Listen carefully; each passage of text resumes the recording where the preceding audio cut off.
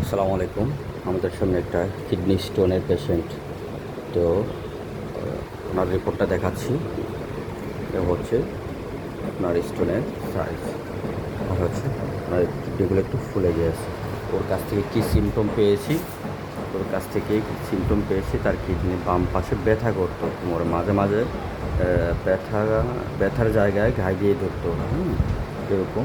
আর হচ্ছে যে তার মাথা ব্যথার একটা প্রবলেম ছিল। তো আমরা এখনও কতটা ইমপ্রুভ হচ্ছে আমরা তার মুখ থেকে শোনাবো।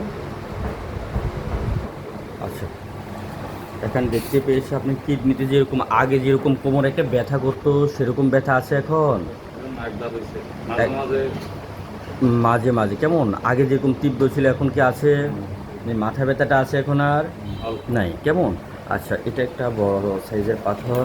তো সেক্ষেত্রে আমরা মাত্র একটা মাস ওষুধ খেয়েছে সে, নেক্সট মেডিসিনের জন্য এসেছে।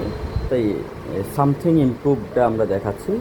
সম্পূর্ণ ইমপ্রুভটা আমরা একটা কোর্স কমপ্লিট হোক, আরও একটা টেস্ট করে আমরা এটা শিওর হব। ঠিক আছে, আপনার কিছু বলার আছে?